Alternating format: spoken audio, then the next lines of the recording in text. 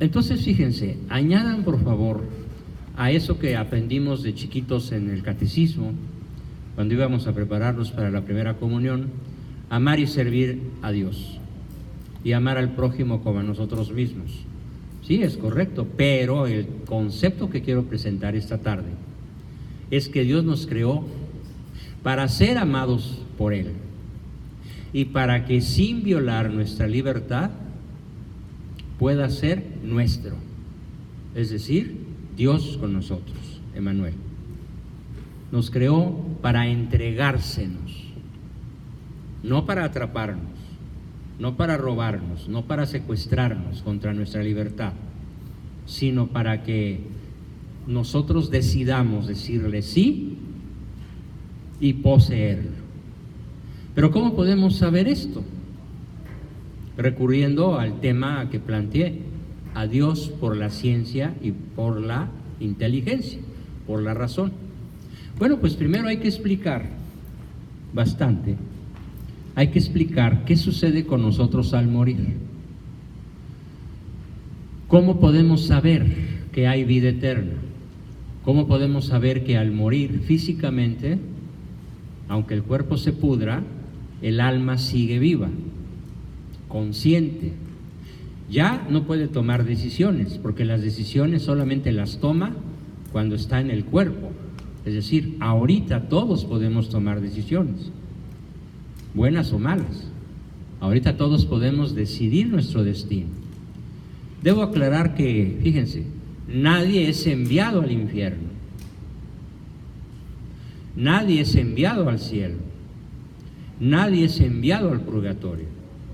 Solamente los niños que mueren sin bautizar, abortados, son enviados a un refugio que se llama limbo, donde tendrán una felicidad natural por el resto de su eternidad. Ellos no saben de qué se privaron, de qué los privamos al abortarlos. Es un crimen terrible, un crimen teológico, un crimen que no existen palabras para describir el grado de gravedad de este crimen. Y aprovecho para decir que mientras los gobiernos de la tierra, y en estos momentos sobre todo el gobierno azteca, no me atrevo a decirle mexicano, el gobierno azteca no frene el aborto a escala nacional, seguirá todos los días incrementándose la cantidad de muertos de forma violenta, de crímenes de violencia. No importa que hagan 5 guardias nacionales de 500,000 cada una, de guardias de soldados perfectamente bien armados y entrenados para enfrentar a los delincuentes. No es posible parar la delincuencia con la violencia del Estado armado. La única forma como se podría detener la violencia, ¿cuál sería? Frenar el aborto, impedir el aborto, cuando menos no declararlo legal, sino declararlo ilegal. Sí, es cierto que no tenemos por qué encarcelar a una madre por X tiempo porque abortó, pero tampoco podemos declarar que eso es legal. Y esa madre necesariamente necesita ayuda, protección, orientación, servicios psiquiátricos, psicológicos, porque solo una mujer medio demente puede ejecutar a su hijo. No solamente porque sea mala, se necesita un buen grado de locura para cometer un aborto. Entonces, las madres más que cárcel necesitan atención psiquiátrica, psicológica, moral, social, de muchos tipos. Pero lo único que no necesitan es ser declaradas inocentes, porque el crimen que cometen provoca una violencia imparable. Me regreso entonces, ¿cómo sabemos, vía racional, vía inteligente, vía científica, que no habremos de morir para siempre? ¿Cómo lo podemos saber? Y para eso voy a pedirles a todos que conecten muy bien su cerebro, porque otra vez los voy a exprimir. ¿Alguien sabe cómo se llama el hecho de meter alimentos, agua y oxígeno. ¿Cómo se llama eso en lenguaje científico? ¿No? ¿Y cómo se llama el hecho de orinar, sudar y defecar en lenguaje científico? Estas dos cosas juntas se llaman metabolismo. ¿Han oído esa palabra? Y el metabolismo está formado por dos señoras, doña Ana y doña Cata. Anabolismo es el hecho de anabolizar, o sea, meterle al organismo, al cuerpo, sustancias nutritivas. ¿Cuándo hacemos esto? Cuando comemos, cuando respiramos y cuando bebemos. ¿Y cuándo hacemos catabolismo? Cuando sudamos, orinamos o defecamos o transpiramos, ¿sí? Todo lo que entra, sale. ¿Qué tal que ahorita nosotros pesáramos el peso de la comida que nos hemos comido en los últimos 30 años? ¿Como cuánto pesaríamos? Pues fácil, 1000 toneladas, ¿no? O 1000 kilos cuando menos. ¿Por qué no pesamos el peso de la comida que nos hemos comido o del agua que hemos bebido? Porque todo lo que entró salió y sigue entrando y sigue saliendo. ¿Hasta ahí me siguieron todos? Muy bien. Entonces, este doble proceso anabólico y metabólico fue estudiado en Francia, en la Universidad de París, por un señor al que considero mi maestro, genial persona, que se llama Jean-Claude Tremontant. Juan Claudio, trepador de montes en español, Jean-Claude Tremontant. Ese señor, Jean-Claude Tremontant, dirigió una investigación que duró décadas en la Universidad de París. Pues se puso a analizar, se puso a descubrir qué sucede en los procesos metabólicos. ¿Qué es lo que sucede? Y lo que descubrió se los voy a explicar esta tarde, para que entiendan por qué podemos decir que somos inmortales. Y los que quieran realmente aprender esto a fondo y poder convencer a sus hijos de que sí somos inmortales, que sí hay rendición de cuentas y que más vale que no le entren a los vicios, alcohol, marihuana, pantallas, mujeres, etcétera, hombres, ahora ya hay más hombreriegas que mujeriegos. Si queremos convencer a los jóvenes que vayan por buen camino, en ese libro, en esa conferencia, en esta charla breve y en ese libro, los voy a convencer racionalmente de que somos inmortales y de que sí hay rendición de cuentas, de que nadie se va a pasar de la raya. Ni siquiera el Chapo Guzmán, mucho menos el Pejelopóstle o el peor asesino de la historia, que en el caso de México se llama Benito Juárez. Entonces, ¿cómo lo sabemos? No dije cómo lo creemos. Yo no creo que soy inmortal, yo lo sé. ¿Cómo lo sé? Bueno, ¿qué sucede? Primero imagínense todos una célula. ¿Alguien no sabe qué es una célula? Levante la mano. Todos saben qué es una célula. ¿De qué está formada una célula? ¿Cuáles son los ladrillitos? ¿Cuáles son las partecitas de las que está formada una célula? ¿Cómo se llaman? Moléculas. ¿Y de qué están formadas las moléculas? De átomos. ¿Y de qué están formados los átomos? Electrones, neutrones, protones, neutrinos y docenas de partículas más que se han seguido descubriendo. Bien, entonces fíjese lo que pasa con el metabolismo. Vamos a tomar de esa célula viva, vamos a tomar una sola molécula. Y esa sola molécula, que es una de tantos millones que tiene la célula, ¿qué sucede cuando respiramos?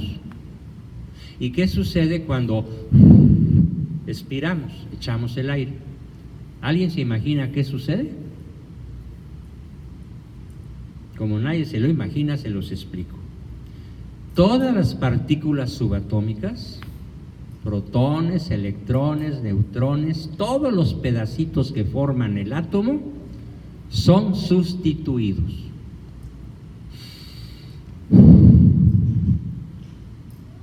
Meto oxígeno y expulso dióxido de carbono. ¿Qué se queda en cada una de mis moléculas, células y átomos en mi interior del torrente sanguíneo, es decir, en mi sangre? ¿Qué se queda? Moléculas de oxígeno nuevecitas, que sustituyen a todas las viejecitas. ¿Qué hacen las moléculas que ya están oxidadas? Salen y se van. ¿A dónde se van? A la atmósfera. Por esa razón, si encerráramos 100 personas en un cuarto cerrado, ¿de qué morirían después de unas horas? ¿No? Envenenados por el dióxido de carbono de todos. Morirían envenenados, aparte de asfixiados. Muerte doble, por falta de oxígeno y por exceso de dióxido de carbono. Bien, entonces, ¿qué sucede al interior de la sangre? Cada 24 horas, por favor, pido que se lo imaginen bien. Lo que sucede con todas las células de la sangre, todos los glóbulos rojos, todos los glóbulos blancos, todo el plasma, o sea, toda la sangre, es sustituida en 24 horas. ¿Entendieron mi explicación o la repito? ¿Qué quiere decir esto? Que de todas las partículas que forman tus 8 litros de sangre, ahorita no tienes ninguna de la que tenías hace 24 horas. Y dentro de 24 horas no vas a tener ningún glóbulo rojo, ninguna molécula, ningún átomo, ningún protón, ningún electrón de los que tienes ahorita. ¿Dónde estarán los que tenemos ahorita? ¿Dónde van a estar dentro de unos minutos, dentro de unas horas o de 24 horas? Pues en la atmósfera, o tal vez en el cauce de un río, porque le jalamos al inodoro, ¿no? Bien, ¿hasta ahí quedó claro? Entonces, el yo, este que soy yo, ¿puede ser mi sangre? ¿Mi yo es mi sangre? ¿Qué sucedería si mi yo fuese mi sangre? ¿Qué sucedería? ¿Cuánto tiempo yo duraría siendo yo? No, ni siquiera un segundo. Basta con hacer esto. Mira, ahí va mi yo. Trágatelo. ¿Sí? Respíralo. Respírame, ¿no? Le podrías decir a tu novio, a tu amigo, a tu amante o a tu esposo para que se oiga bonito. Bébeme. ¿Cómo? Nada más ponte cerquita de mí y aspírame. ¿Sí? Entonces esa es una vacilada romántica, pero no es científica, ¿no? No es en serio. Entonces, primer punto, yo no soy mi sangre. Yo no soy mi sangre. El yo no está en la sangre y el yo no es la sangre, porque la sangre es completamente sustituida por nuevas moléculas, nuevos átomos, nuevas partículas. ¿Hasta ahí me siguieron? Pero ¿qué creen? Seguimos adelante. ¿Cuál creen que es el siguiente contenido interno del cuerpo que también es absolutamente sustituido en poco tiempo? ¿Qué otra cosa es sustituida? Rápidamente. En esos momentos todos estamos siendo sujetos a un metabolismo que sustituye las moléculas de nuestro cerebro. Entonces, dentro de unos días, todas las moléculas de mi cerebro habrán quedado absolutamente sustituidas. Entonces, ¿cuál es la conclusión? Sáquenla ustedes. A ver, ¿cuál es la conclusión? Así como yo no soy mi sangre, tampoco soy mi cerebro. ¿Quién soy yo? Si yo no soy mi sangre, yo no soy mi cerebro, ¿quién diablo soy yo?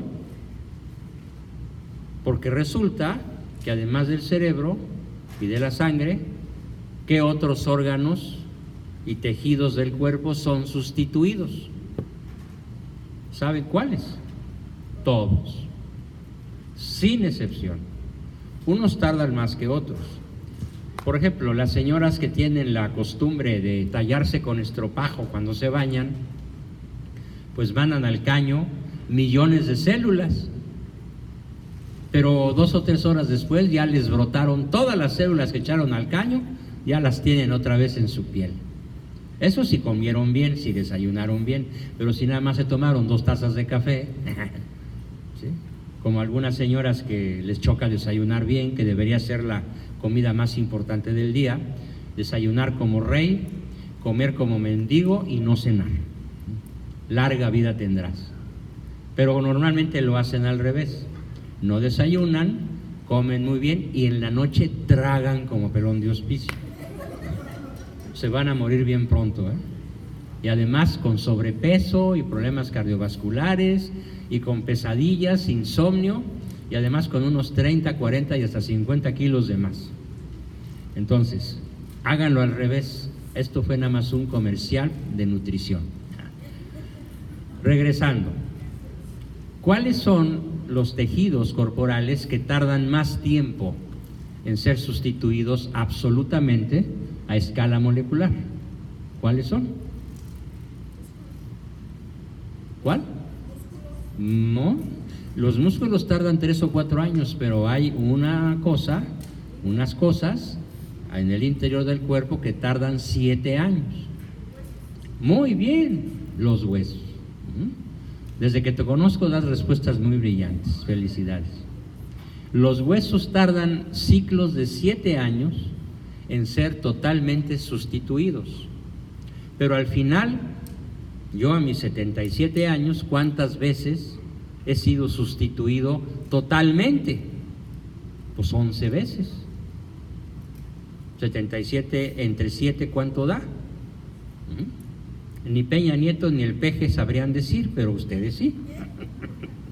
11 veces, ¿no? Entonces, si yo he muerto físicamente 11 veces, ¿por qué yo sigo siendo el mismo que concibieron mis padres? ¿Por qué tú sigues siendo la misma? ¿Por qué tú sigues siendo el mismo? ¿Por qué todos seguimos siendo la misma persona después de muchas veces de morir físicamente? ¿Quién me dice la respuesta correcta?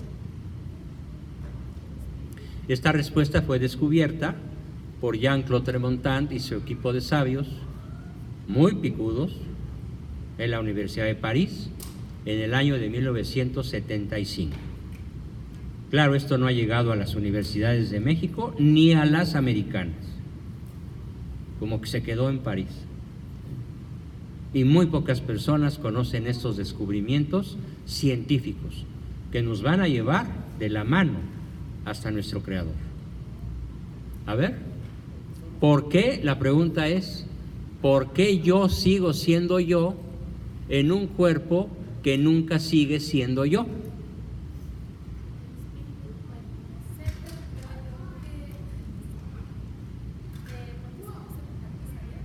No, no, no, no, el ADN todo es sustituido. Bien, por el alma. Pero ¿cuál sería el término científico para referirnos al alma? Les voy a decir cómo lo bautizaron en Francia, con las letras P y S, pis. Pero el pis no es el pis de cuando hacemos pipí, no. El pis significa, fíjense muy bien, ojalá se lo graben para siempre, significa principio inmaterial subsistente. Es el mismo principio que los griegos llamaron alma. Por aquí alguien dijo, por el espíritu. El espíritu, el alma y el pis son lo mismo. Nada más que a partir de hoy nos vamos a aprender la expresión científica, porque nuestro tema es a Dios por la ciencia y la inteligencia. Entonces, ¿por qué yo sigo siendo yo 77 años después? Bueno, 77 más 9, desde mi concepción. 9 meses antes de parir mi madre a su hijo Juan Bosco, yo ya era yo. ¿Por qué yo sigo siendo yo, a pesar de que todas mis moléculas han sido sustituidas 11 veces a lo largo de mi vida? Porque yo no soy mi cuerpo. Apréndanse eso, por favor. Yo no soy mi cuerpo. Yo no soy mi cerebro. Yo no soy mi sangre. Yo no soy mis músculos. Yo no soy mis huesos. Yo no soy mi corazón, ni mis pulmones, o el hígado, ¿no? O el páncreas, o los riñones. Entonces, ¿quién soy yo? Yo soy un alma. Yo soy un principio inmaterial subsistente. Yo soy un espíritu con carne. Y la gran pregunta es, ¿qué sucede con el yo cuando el cuerpo muere? ¿Qué sucede?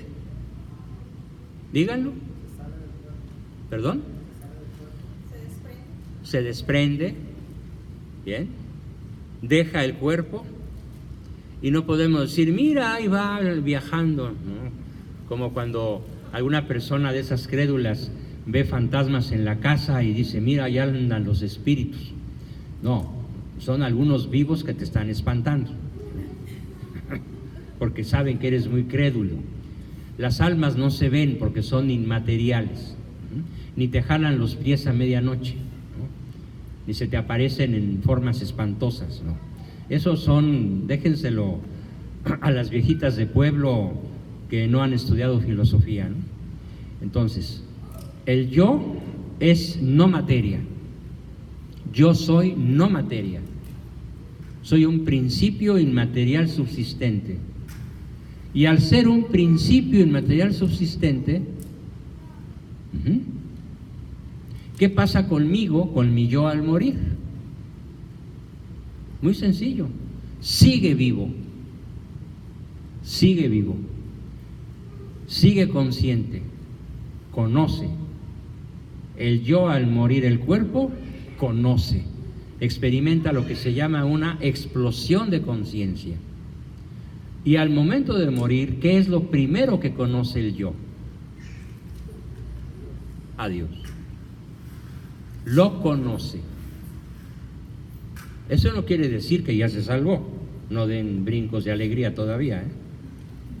Nadie se va a salvar de conocer a Dios en el momento de morir.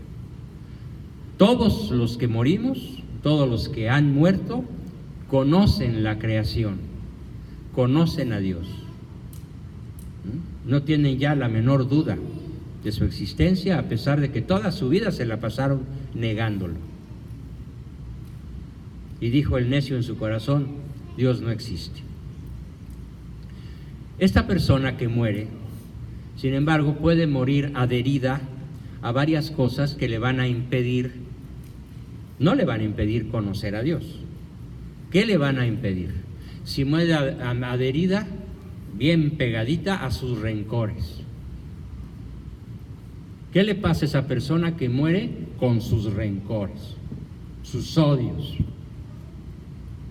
¿Qué le pasa a esa persona que muere adherida a su riqueza? ¿Perdón? ¿Queda desprendida de Dios? ¿Sí? Muere de espaldas, muere dándole la espalda a su Creador. Y entonces lo conoce, pero no ¿qué? No lo posee, no lo hace suyo, no lo hace Emmanuel, no lo hace Dios conmigo, lo hace un extraño. Ni duda cabe que lo conoce, pero también tenemos la certeza de que como no lo escogió, se queda sin él. No entra en posesión de Dios. No entra en posesión de Dios, pero no porque Dios lo haya rechazado, no porque Dios lo haya condenado. Dios no condena a nadie. Como lo dijo el Papa Francisco hace 2-3 años, nadie es condenado para siempre. Eso no equivale a negar el infierno. Lo que él quiso decir es que el que se condena lo hace ¿por qué razón? Por su propio gusto. ¿Y qué se necesita para condenarse? Para estar en esa forma de vida antes de la resurrección o después de la resurrección de los cuerpos, de la carne, como lo dice el credo. ¿Qué se necesita para estar en el lugar donde no está Dios? Donde Dios está ausente. Se necesita practicar todos los días, aunque sea poquito, los 7 pecados capitales. Y les voy a hacer algunas preguntas para hacerlos conscientes de que la gran mayoría de los que estamos aquí cometemos todos los días pecados capitales muy graves que nos van a impedir entrar en posesión de Dios. A ver, pregunta. Sí, de los pecados capitales.